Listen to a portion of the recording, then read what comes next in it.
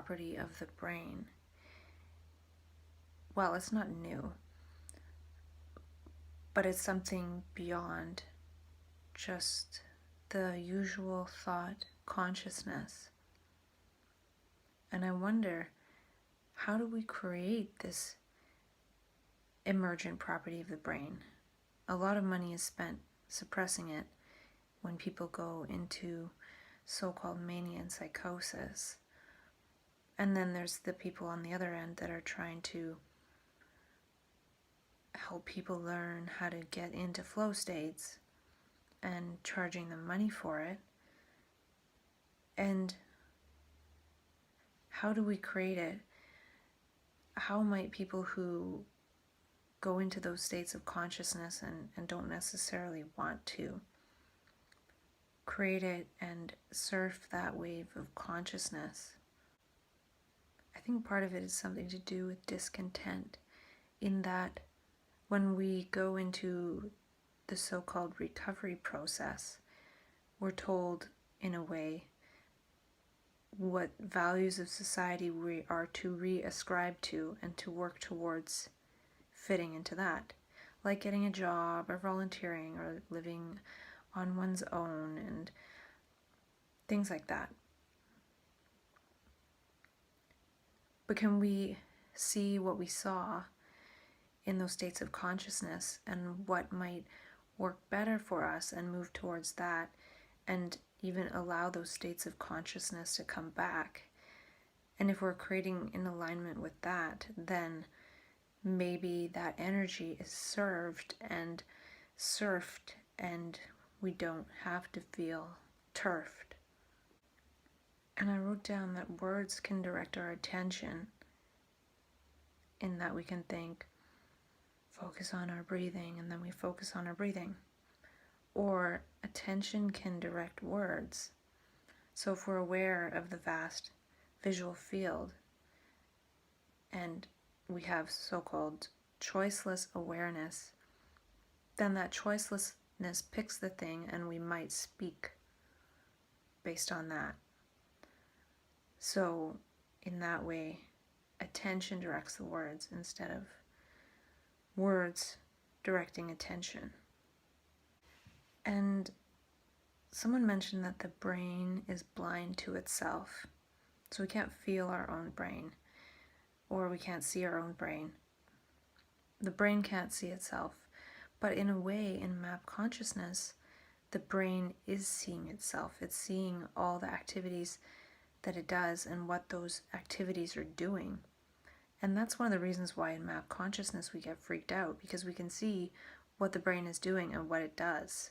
Whereas usually the brain is oblivious to how its activities in such things like thought are actually participating with reality and changing it in a way, or having effects, even as much as directing our perception of where we're looking because we're judging something. So it has an effect, and then we think that's just how it is, and we don't sense that it's having an effect. We just think that's me, that's my life, that's how it is. But when map consciousness comes in, there's this layer of awareness of seeing what those processes are doing. And then it gets scary, because we think, well, I'm not even in control, it's just happening. But that's the same thing that's happening all the time. We just don't have that awareness of it. We don't have the ability to see what it's doing. So map consciousness shows us, it gives us that ability to perceive what all the mind's mechanisms are doing in terms of thinking, thoughts, words, and actions, and how it's directing that and what that's creating. And it's scary.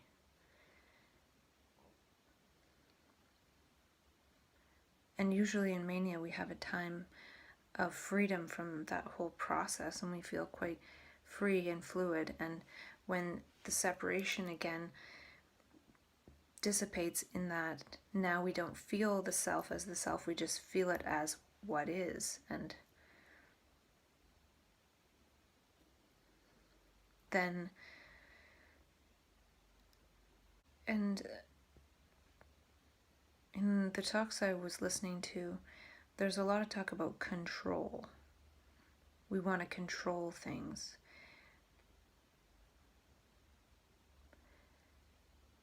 And why do we want to control versus play or be artful? We can think of playing the game of life or controlling the game of life. And controlling isn't really a good game. Why do we live life so much to control? And someone mentioned that it's important to have no goals, to have no mind wandering. I think it was Thomas Metzinger. And then we have contact with the moment when we have no goals.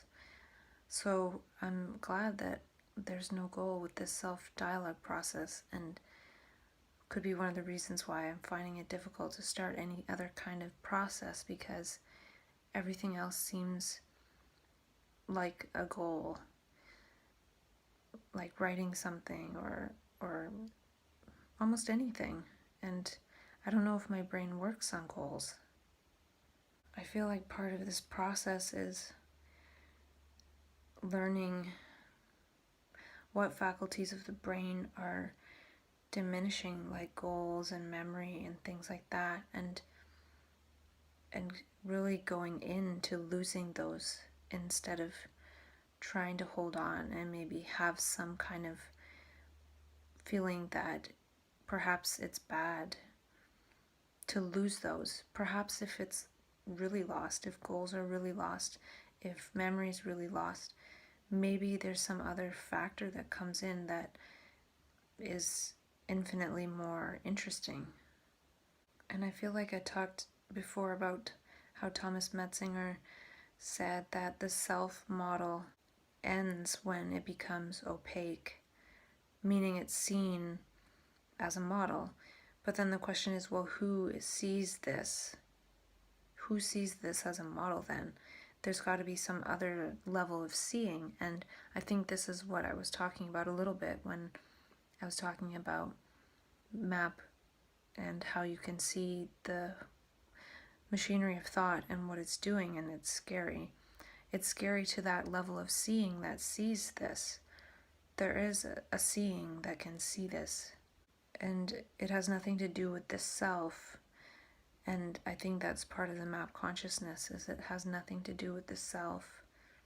It requires a breaking down of the self. And the self has no role in whether or not it's going to break down. So there's nothing we can really do. We can just watch. There's a witness. There's a witness. So yeah, in map consciousness, the map, the perception, sees the self as a model, and a dangerous one. It sees what that self model is doing. I'm jumping all over the place because I've become quite disorganized with the process. Think that if somebody was really patient, they could reorganize all the videos into some kind of semi-coherent story, but it goes all over the place as it is, and it's not supposed to be linear. And that's probably how the universe works too, but we just don't know it because we're so stuck in linearity until we go into something like map consciousness, and then we understand how it's not, or at least experience it. We don't quite understand how that's possible, but it is, and the brain makes it possible. So to do with how we see the workings of thought in map consciousness, in that way we're more identified with the witness. There is a witness that is witnessing all of this, but we become identified with thought and think that's what we are, and think it's real, and we don't see it for the machinery that it is. We don't see thought because we think it's the me. And when we go into map consciousness, there's a witness that's witnessing this me process. So we see that we're not that. But then we feel out of control in a way, because thought is normally operating and controlling us. Yet we think we have control. But when we're in map consciousness, we see we don't have any control, that mechanism is a controlling mechanism and it's out of control. And so the brain sees the thought process, so there is another element beyond thought. And we're waking up to that other element in map consciousness. But in a way, that energy isn't strong enough in the collective to really cause the thought structure to just fully diffuse and dissolve. So map consciousness, in a way, is a process of disidentification. It shows that life is in control. Life starts to be in control and not thought. And life starts to be lived through us instead of thought living through us. So it's life energy living through us instead of thought energy. And in a way, life isn't in control. Life is life. We wouldn't say life is in control of ants. Ants are life. But for some reason, we have thought in control of us. And perception, that witness, is always in contact with that reality beyond thought. There's always that witness there. But we're not, while we live out our lives in supposed free will, until the witness comes in and witnesses what this so-called free will is doing, and that witness element is part of us, and we see it too, and it freaks us out. And I wrote down, life can't be controlled by a program. So in a way, thought is the programming language which we pass between each other and perpetuate. So we breed thought. And it's a programming language which isn't life. And life can't be programmed. Yet, if thought is sort of using us and life overall can be programmed, life will turn against us. And in a way, that's part of what map consciousness is doing. It's turning against the thought programs. And that's why I don't buy into recovery, because so much of it is, let's shove people back into the values of society, the conditioning of society, when map consciousness saw the dangers of all of that. So if there's an element of the brain that saw all the dangers of that, yet we're always moving back towards that because we're being told to, the brain is always going to eventually get scared. And someone in one of the talks said, theoretical knowledge does not change deep consciousness. And when I heard that, I was thinking, map consciousness does change deep consciousness. We're all trying to find something that will change deep consciousness, and a lot of us come into contact with that, but we're basically robbed of that process. And we're given wrong interpretations and made to fear it in this culture. And I actually feel like this is the start of the Pure Potential Project. I've talked about that, and this is my meaning action potential. It's the action of the meanings that I've made through this process and in reference to this process, and hoping that others will do the same. And I was thinking about how it's just a world of different meanings. So one is in a state of seeing different meanings, clashing with a world of old meanings, and it's difficult to balance both.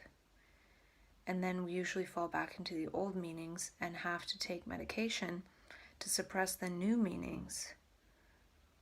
And I feel like there's no self, there's just wrong meanings, or ascribing meanings to a center or a self, or how most of the meanings we make are in reference to a self that isn't there or isn't real. So of course it feels meaningless.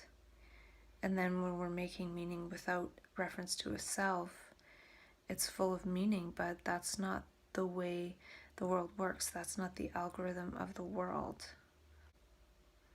Imagine if what was valued had something to do with meaning as opposed to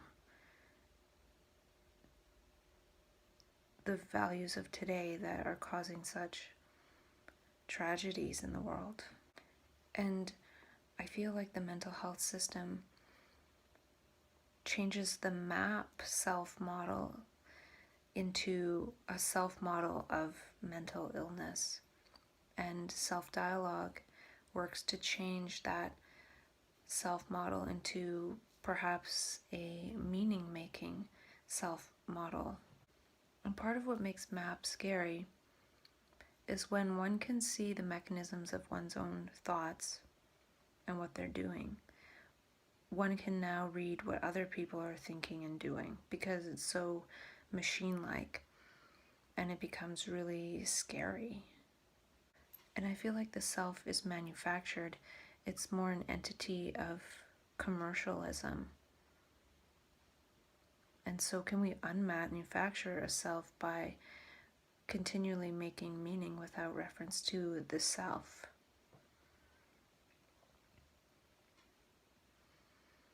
I feel like in a way, if we're able to share context and make meaning beyond right and wrong, we in a way share oneself.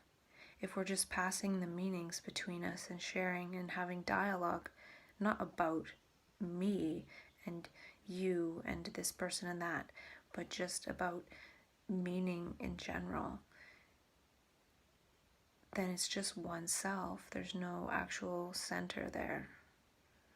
And I wrote down that MAP changes our perceptual hierarchy. It makes salient different things.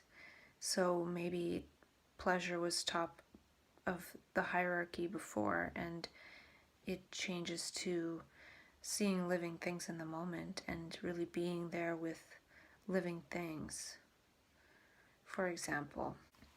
And there was mention of rationality and reason and how it wasn't around in the Dark Ages. So in a way, there were the Dark Ages, and then all of a sudden it developed that the brain had this capacity for rationality and reason, and then that was treated as the top capacity, the most valued thing. But in a way, right now we're in Dark Ages again in other ways, and there could be a new capacity in the brain trying to come in beyond rationality and reason. And I think this is part of what's happening in MAP consciousness, is that energy and consciousness is experimenting with bringing other perspectives and ways of understanding and using the brain. It's being used by thought in supposed rationality and reason, and look at the world. So it's a dark age for sure, and I think something else is trying to come in. And who knows if rationality and reason didn't arise in kind of this strange way that at first seemed kind of irrational. Maybe when that first came in, people thought, what the heck? Everyone that had, say, faith in religions and things thought rationality and reason was evil. And in the same way, it seems like rational, reasonable people think this new energy that's coming in, they're not even seeing it that way, is bad. But it's something different, it's something new, and it doesn't exist in the majority, just like I'm sure rationality and reason didn't exist in the majority of brains at first. But now people are raised in rationality and reason, whereas maybe that was something that was acquired later on in life. So just like now, people are growing up in rationality and reason, and then they lose their minds and appear to be crazy or something, but really this could be rationality and reason breaking down in a way, just like maybe people back in the day were raised in some kind of religious consciousness, and then they saw that, hey, these things that people are saying to me, these beliefs people are giving to me don't make sense. And if I do these certain experiments, I can show some sort of rationality and reason against those things. Well, the brain and map consciousness, for people who have experienced it, could say from their own experience, whoa, there's something beyond rationality and reason, like holy crap, and know from personal experience. But how do you talk about that, which is beyond rationality and reason, to those who are rational and reasonable? And how do you talk about something beyond in that other language of rationality and reason? Because it doesn't make sense according to that. But people would likely say that these brain states are something less than rationality and reason, and I don't think that's true. Maybe it's just to bring new light to rationality and reason and not necessarily get rid of it. There's still a place for that, for sure. And a lot of map consciousness has to do with less emphasis on the autobiographical self. And I feel that's part of why I have trouble socially, is that I'm not that interested in the autobiographical self. And the self, in a way, is an appearance. And I wonder if there were 5 people who got together who had no self, if something else would arise. Sort of an emergent property of 5 people with no self.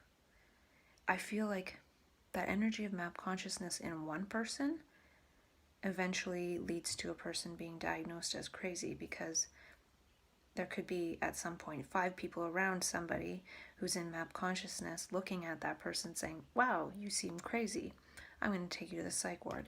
Whereas if that person in map consciousness managed to be around 5 people or 4 others like themselves,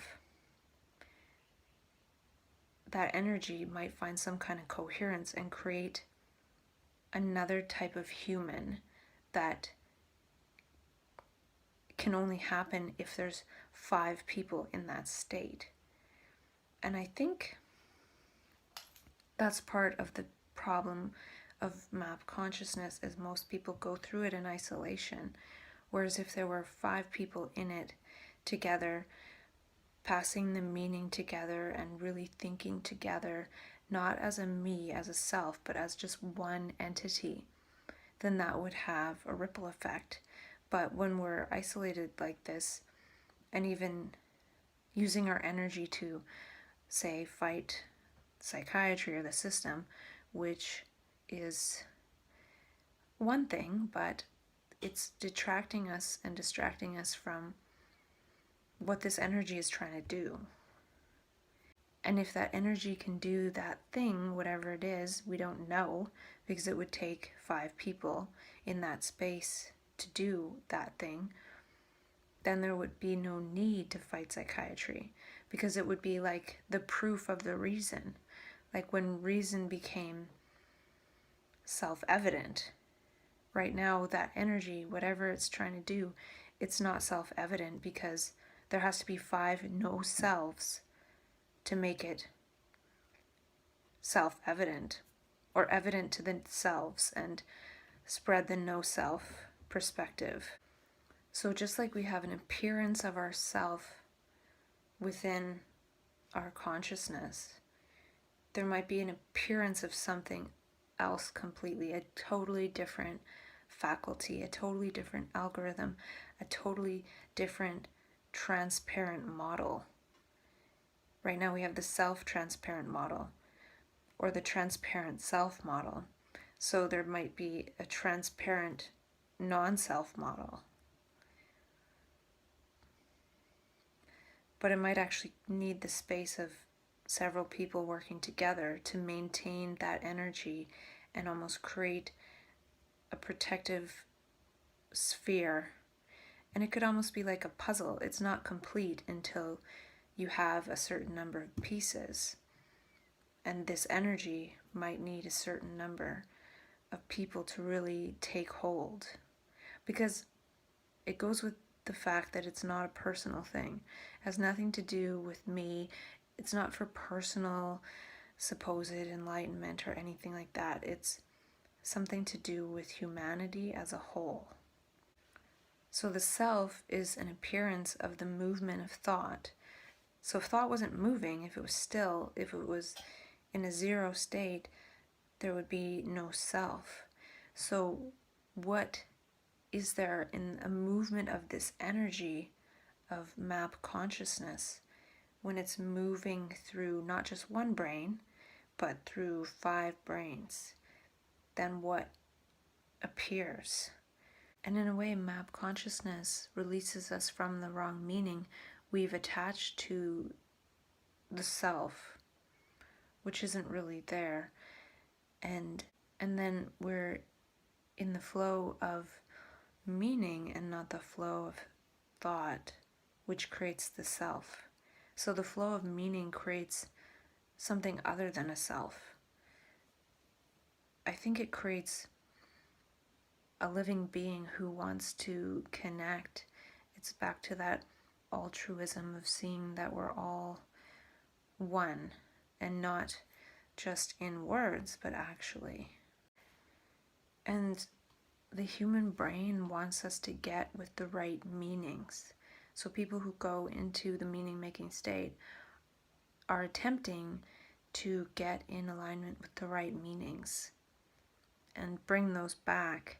So actually, the next age could be the age of meaning. It was the age of reason and rationality, and now we need some meaning behind this rationality, because there's a lot of rational things that are meaningless or are destructive. And in a way, it's hard to survive going into that meaning-making domain, because we come back down to this level of reason in order to bring back the meaning. But unfortunately, we are infused with wrong meaning and seen as crazy, when really we've connected to that next level of meaning. And when we come back down to the level of reason, we seem a little bit crazy, because we're saying meanings that have not yet taken hold of this meaningless but rational world. I think that's really important. The meaning versus the reason. And I feel like wrong meaning destroys the brain. All the thoughts in our head that are pretty meaningless cause the brain to shrivel up. It's not really flowing. It's not flowing with meaning. It's flowing with thought, and that's repeating. And this is the human brain talking. The human brain speaks a language of meaning. Right now it speaks a meaningless language, and it needs meaning.